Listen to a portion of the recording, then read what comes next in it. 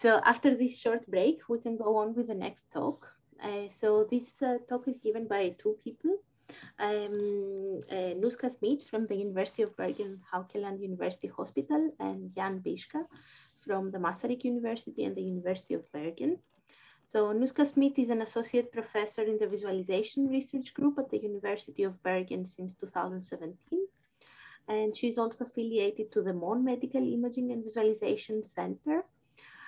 Before she was working at the Delft University of Technology, the Netherlands, specializing in computer graphics and visualization.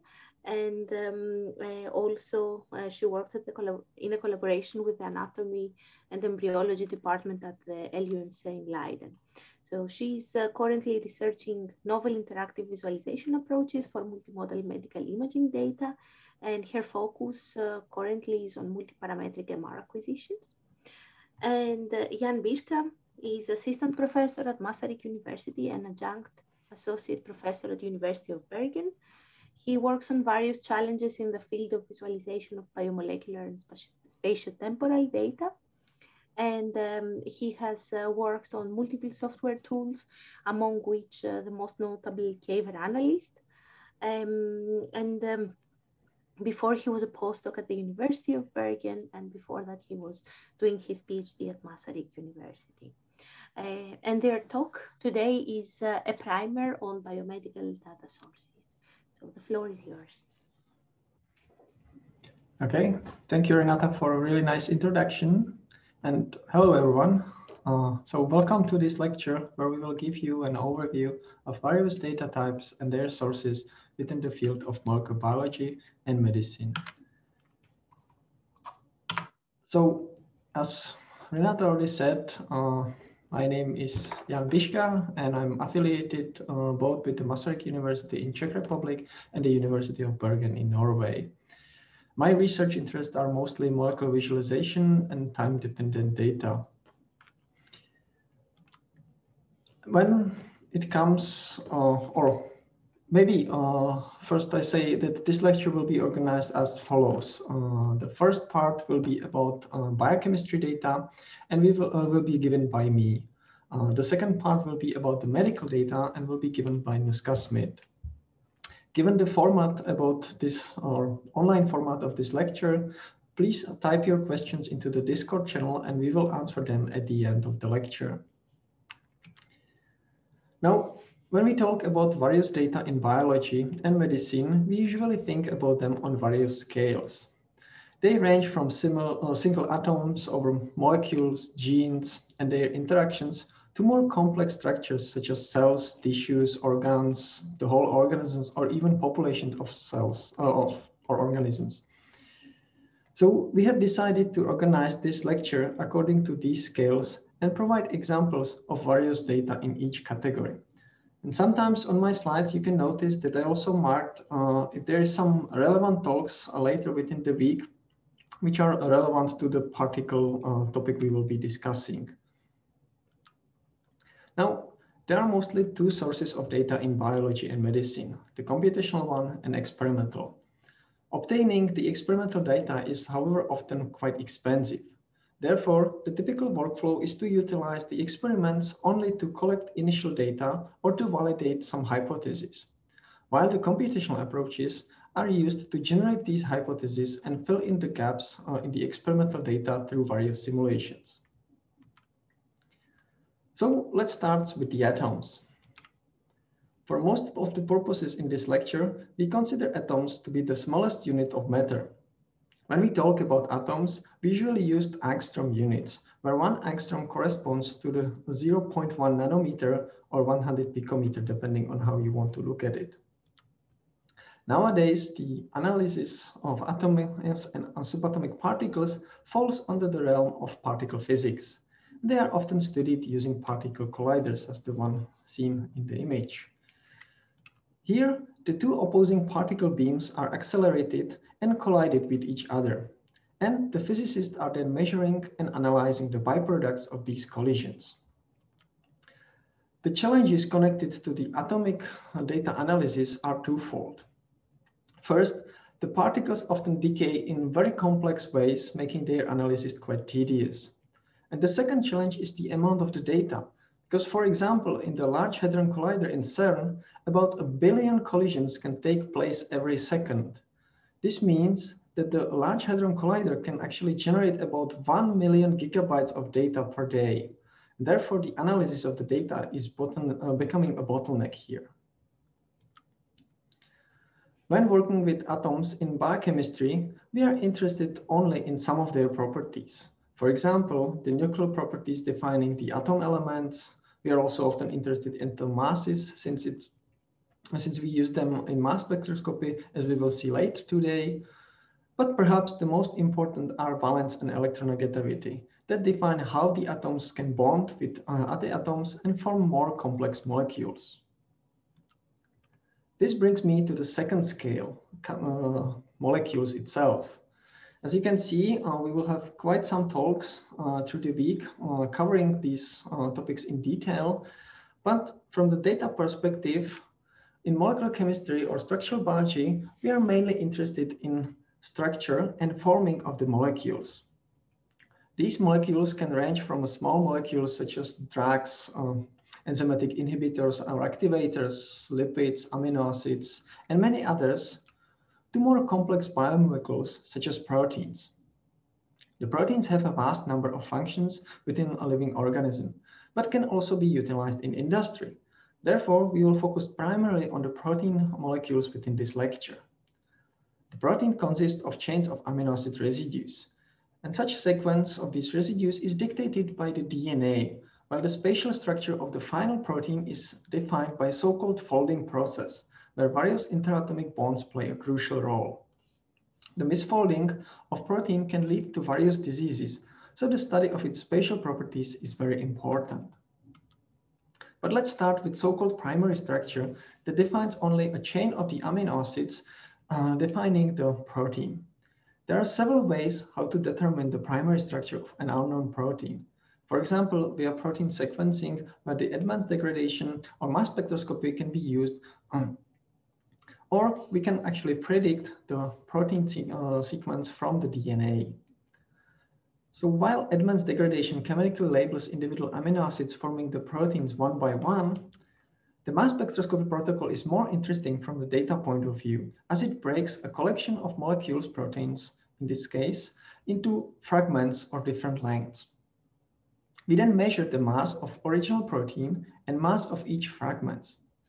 These measurements produce a mass spectrum, as we can see here in the image. Each peak here corresponds to some type of a fragment sorting from the left to the right according to their mass. The height of each peak then determines a relative amount of the particle fragment in the sample. We can then deduce the individual amino acids by simply comparing the mass differences between the individual peaks, and we can assume what kind of amino acid was stripped from the particle fragment. But as I said, another method to determine the primary structure of a protein is to predict it from DNA. On the molecular level, DNA consists of the pairs of nucleobases. These are adenine, guanine, cytosine, and thymine. In RNA, the thymine is replaced by uracil. In essence, we can actually say that the chain of amino acids within the protein is coded by the triplets of the bases within the DNA. But we will get back to the analysis of DNA later. For now, let's talk or have a look at how the individual amino acid residues are arranged spatially. We will start with so-called secondary structures that describe recurring spatial patterns or arrangements of adjacent amino acid residues in the chain. They are formed by hydrogen bonds, and among the most common arrangements are alpha helices or beta sheets, while the unstructured parts are also often referred as to coils. There are several techniques used to determine the secondary structures. From the experimental techniques, I would like to mention again spectroscopy. This time it is absorption spectroscopy, where we measure an absorbance of electromagnetic radiation by the protein. So for example, based on the absorbed wavelengths, as we can see in this chart here, we can analyze various properties of these proteins. For example, in this case, we can estimate the rough abundance of different types of secondary structures within the protein itself. However, we often use computational techniques such as DSSP or SST algorithms to determine the secondary structures for each amino acid residues. However, such algorithms require knowledge about the actual atomic position of the folded protein.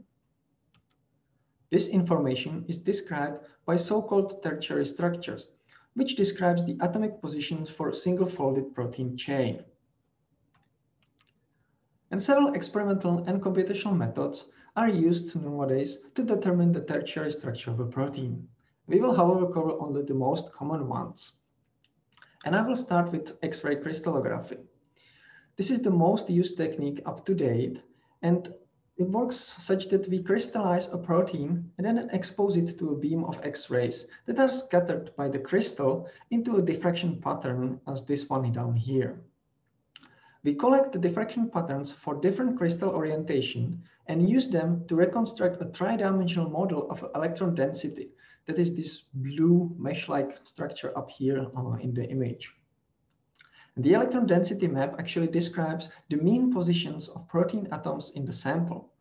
We can thus fit individual amino acids residues into this density field to create a final 3D model of a protein. However, there are some challenges connected to this technique. For example, creating a crystal in the first place is quite difficult for some of the proteins. And in terms of the data analysis, we are faced with the uncertainty because placing the amino acids within the density map is not straightforward, as some of the atoms, for example, hydrogens, do not even show up there. Therefore, we need to thoroughly validate our final models. The second technique I would like to mention is nuclear magnetic resonance spectroscopy, or NMR spectroscopy for short. When the atomic nuclei are placed in the magnetic field and excited, they produce an electromagnetic signal that is specific for each functional group, that is for individual chemical components. We can measure this signal, and as we see here in this figure, we can actually plot it and then figure out what particle components or functional groups are present within our sample. So, X-ray crystallography and NMR spectroscopy provide means for indirect exploration of protein structures. But on the other hand, using electron microscopy, we can now actually see the individual atoms. However, the typical electron microscopes, as the one here on the right, are not really suited for the biomolecules that are sensitive to the electron radiation and vacuum that is required for the electron microscopy to work. To avoid these problems, we can quickly freeze the biomolecules in nitrogen and use only few electrons when scanning the sample. This technique is called cryo-electron microscopy. And since we have a large number of proteins in the sample, as we can see here, we can actually improve the imaging quality by averaging the proteins in the same orientation. And additionally, since we have the proteins captured in different orientations, we can use techniques which are also used, for example, in CT scans nowadays in medicine to reconstruct the actual 3D structure of the protein. However, as you can see here in the image, the reconstruction quality is not very good, at least in this particular example. And actually, till 2014, the cryo-EM was commonly referred as blobology. However, nowadays, with new sensors, we are getting quite closer to the atomic resolutions, and we can actually get pretty good results. So as you could see, the experimental techniques are quite tedious, often do not provide a good enough resolution, and most importantly, they are actually quite expensive. Therefore, it is quite common to fold proteins in silico by computer simulations. And here, the most prevalent techniques is molecular dynamic simulations, or MD for short. And when we're talking about the MD simulations, we need to make a short stop and talk about protein dynamics in general. Studying protein movements is very important in some parts of the structural biology because they are not static molecules and their movements are closely connected to their function. The study of protein dynamics is currently limited The computational techniques where MD simulations and normal mode analysis actually take most of the credit. The molecular dynamic simulations, shown up here, provide means to study energetically favorable movements of protein, but they are very computationally expensive.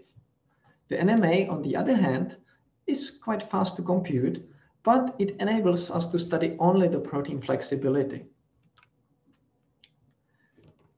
Also, it is not quite uncommon to compute MD simulation with hundreds of thousands of frames. The problem is that various interesting events may happen at different timescales, and we do not want to miss any of them. Therefore, watching such a simulation at different speed could take several hours. On the other hand, if we speed up the simulation to achieve reasonable playback time, it becomes challenging to identify the potentially relevant events in the first place, especially when they are very short.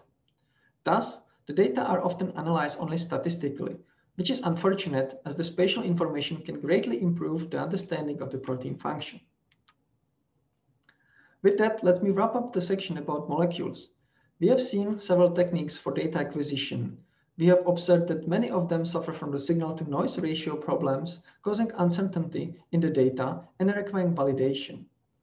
As for the analysis of the data, we need to consider the problems arising from the high-density molecular environments. For example, when depicting the individual atom forming the protein, we can hardly see inside due to the visual clutter as seen here in the figure. The temporal data also requires specific treatment. For example, during the analysis, we have to preserve the temporal coherence. Thus, standard statistical approaches may be less practical. And finally, we need to somehow deal with the large amount of data, both experimental and computational, as we have seen. Now, in the next section, we will have a quick look on the genes.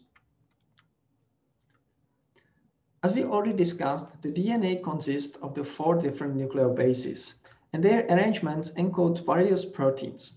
The process where the genes are used to synthesize the gene products or proteins is called transcription and translation, or in general, gene expression. To determine the DNA sequence, we mainly use experimental techniques like Sanger sequencing or next-generation sequencing. However, irrespective of the sequencing method we use, from the data perspective, the end result is often a very long sequence of 4 letters defining the DNA sequence, also known as genome. What proteins will be expressed from this code depends also on the spatial orientation of the DNA. And by spatial orientation, I do not mean the well-known double helix, but rather the higher level of organization of DNA in the cells where other proteins such as histones are involved. This whole complex of DNA and other proteins is referred as chromatin. And when studying the spatial organization of chromatin in cells, we can use one of the techniques that are collectively referred as chromosome conformation capture techniques. One of such is Hi-C. The very oversimplified idea of the whole process is that we glue together the DNA such that when we split it into fragments, the spatially close fragments stay together. We can then sequence these fragments and figure out where along the genome they are. This way, we obtain something called a contact map. This contact map shows a probability of parts of the chromatin, here depicted on the X and Y axis, being spatially close to each other in the sample. One interesting observation we can make is that this information can be used to reconstruct the 3D model of a chromatin fiber, allowing us to study the spatial organization even more naturally.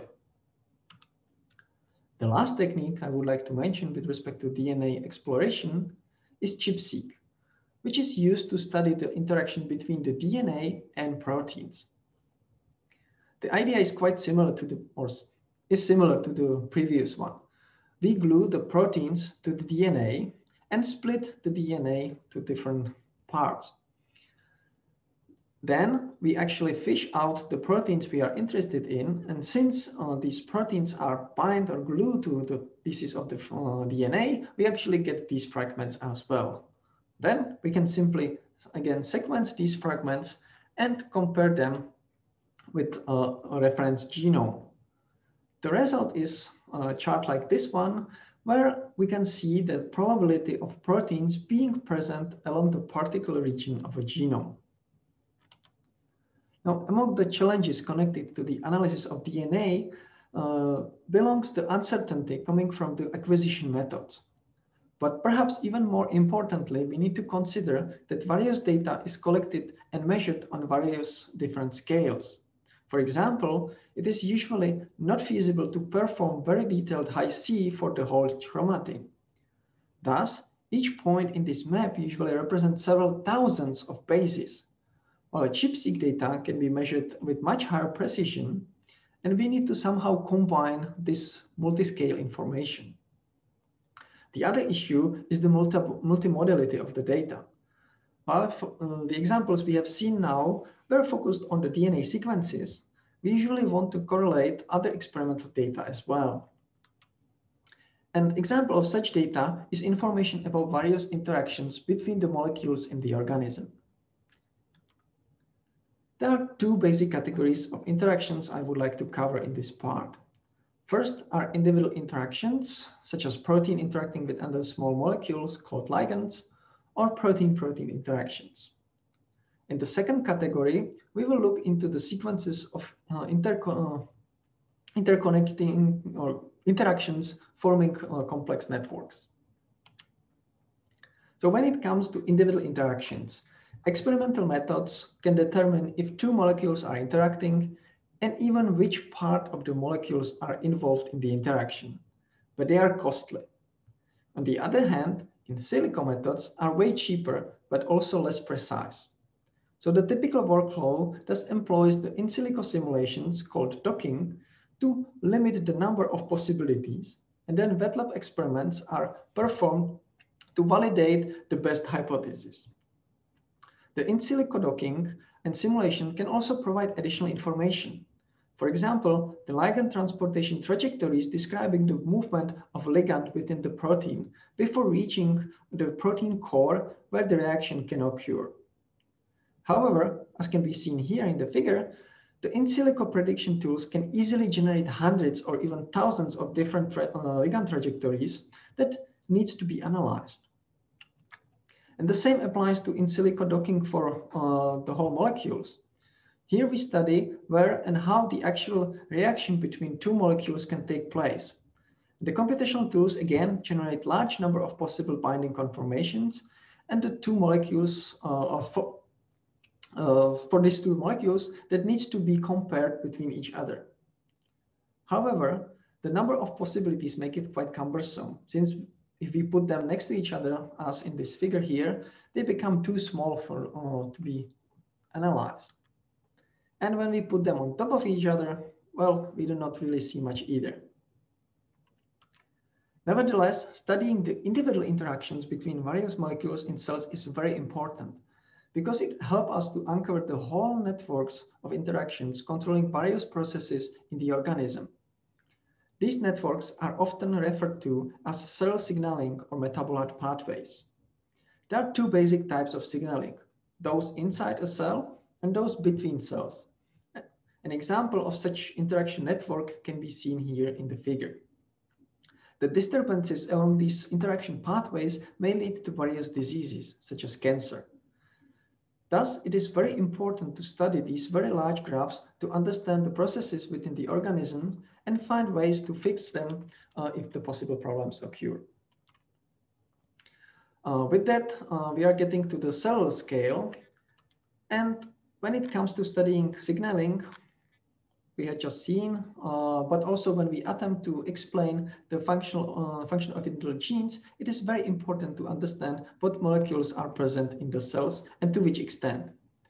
As the large number of these molecules are synthesized directly in the cell from DNA, studying so-called gene expression levels is crucial. Here, the experimentally collected data include large lists where each gene has assigned an amount of expression. The data are also typically collected in different cells, healthy and diseased, for example. And thus, these large lists must be compared in order to identify possible cues for the disease.